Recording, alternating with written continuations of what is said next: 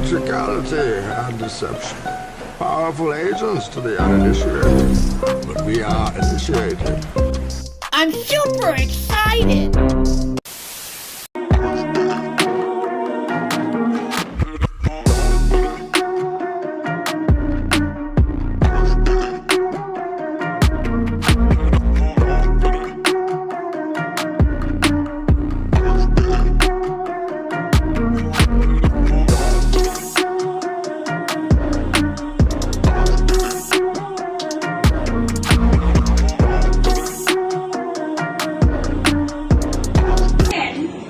Underneath the table that brightens up the chamber on the inside. The chamber is also white, which really helps to open up for the patient, right? So at this point, they're in all the way, and then we close the shell and we close the door.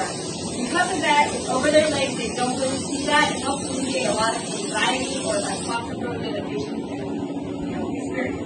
So if you walk this way, you can walk by the monitors.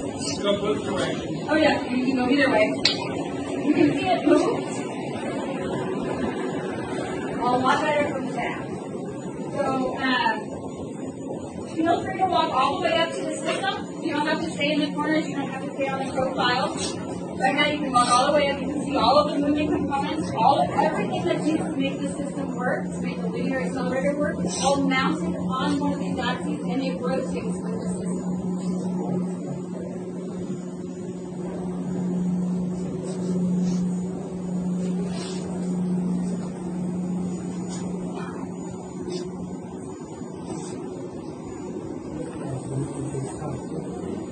It is very interstellar. Yes.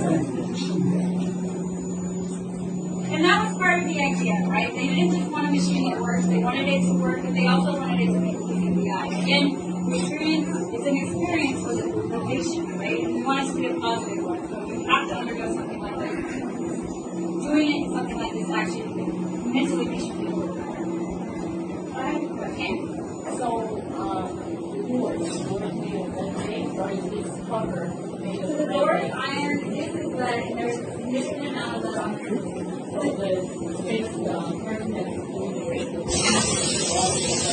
right now, the bigger thing is going to be unlimited, so you have to step back just a little bit so the table kind of fully extends. Once again, the patient is still in there while this is happening, so that way they don't have to come through a tunnel. Okay. So when the operator is always there. This is the operating station. This is where you stand during the treatment. And there's no exposure to the operator. It's very minimal exposure, right? Like regular exposure allowable to the public. Okay. So, and that's because this is lead, the door is iron, and we have lead shielding. So what used to be like a huge lead bunker has been replaced by this. Inside is your lead bunker. Okay. So you can operate from there. Again, also helping with the patient. Right? Knowing that someone's right there, you're not going to put them in the sweet bulb, close the door, and walk out. You're right here. Exactly. Thank you. And during the treatment, the patient is always in the same spot. So He moves around. That's the beauty of the patient. Wow. And by putting electrodes and salt into simple well water, gas comes out of your water. hydrogen gas, which Lorenzen mass produces in this device. Now, Since John's 1981 pickup was converted to run on gasoline and hydrogen, his mileage has doubled, 40 miles per. For years now, when they've been in the neighborhood, experts in the energy field have been dropping in on John's farm. they come from all over. I'm going to have to lock the gate pretty soon. Well, John Lorenzen is a very clever fellow. The things that he's doing are actually well known, and many other people could do it. It's just a matter of society deciding it wants to go this route.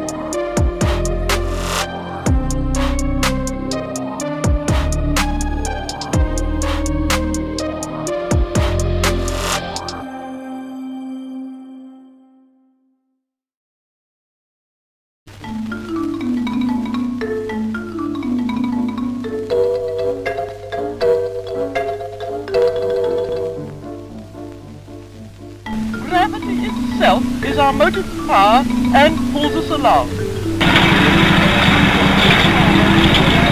We can start on ice, we can start on mud or slime, because we are not trusting to pushing the wheel round to get ourselves going.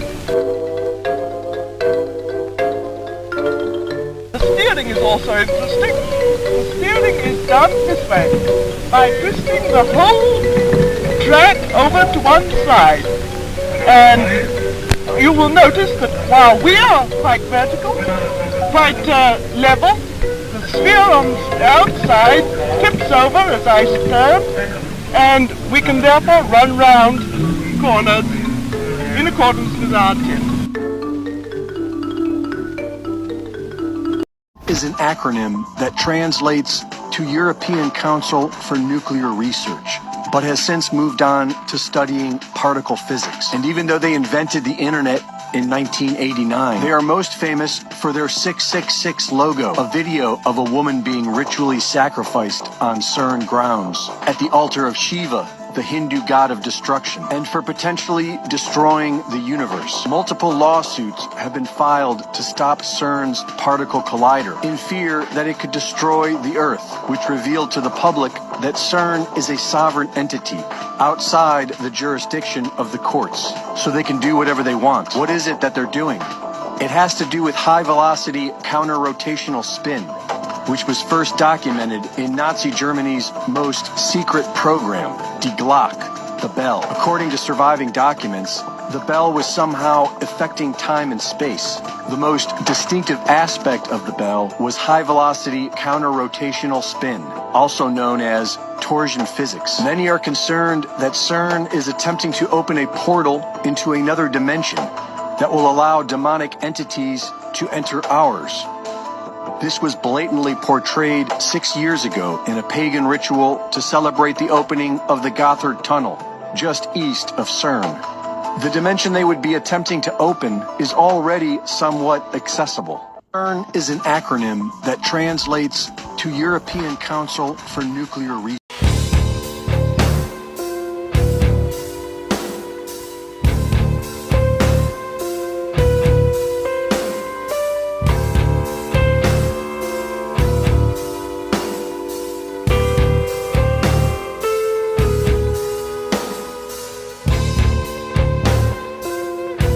The United States Navy reveals the closest thing yet to a magic carpet.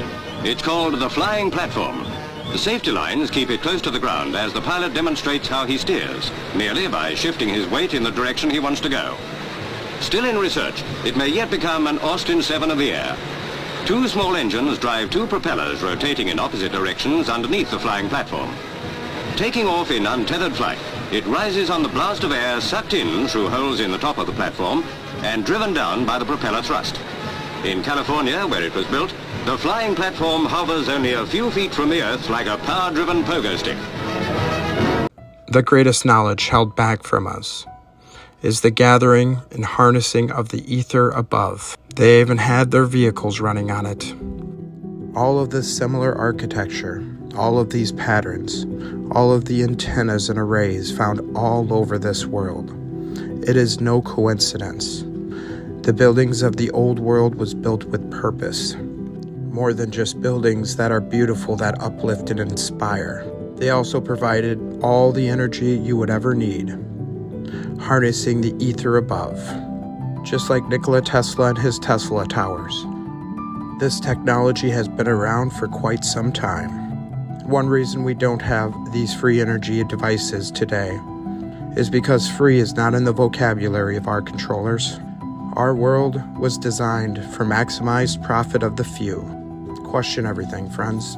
Why is the government lying to us about history? There is a civilization as recent as 100 years ago that was omitted from the history books called the Tartarian Empire, and it was technologically far superior. They were able to convert atmospheric pressure into electricity, and as a result of unlimited free energy, they were able to direct their focus towards unity, oneness, peace, love, and harmony, which we don't see in today's society as there is no profit for evil people in times of peace. Tartaria was a country with its own government, its own flag, and its own place on the map, Its territory was huge, covering over 3 million square miles, and if you look back far enough, the country exists on maps predating the 19th century. The Great Wall of China, which is located on China's northern border, is believed to have been built by the Tartarians, although history would say otherwise. There are openings on the wall that are only accessible from the north face of the wall, or from Tartaria. The world government destroyed an entire utopia and kept it hidden because they don't want humanity knowing that there is sustainability in the collective without the interference of heads of state.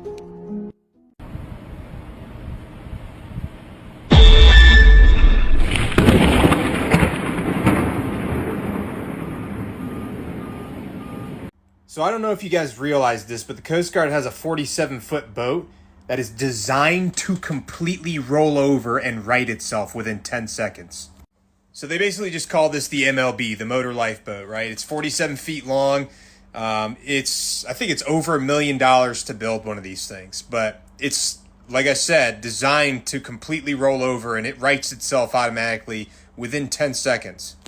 Obviously, that's extremely good for choppy weather or extreme weather conditions while you're on the ocean. And it's one of their most popular rescue vessels for sure. So it was first introduced into service in 1997, and they actually built 227 of these things. So to correct myself from earlier, it's $1,214,300 to build one of these things. They're pretty fast too. They can go 29 miles per hour while in the water. And apparently you can fit 34 people on this, including the 4 members of the crew. Bada bing, bada boom. Bada bing, bada boom.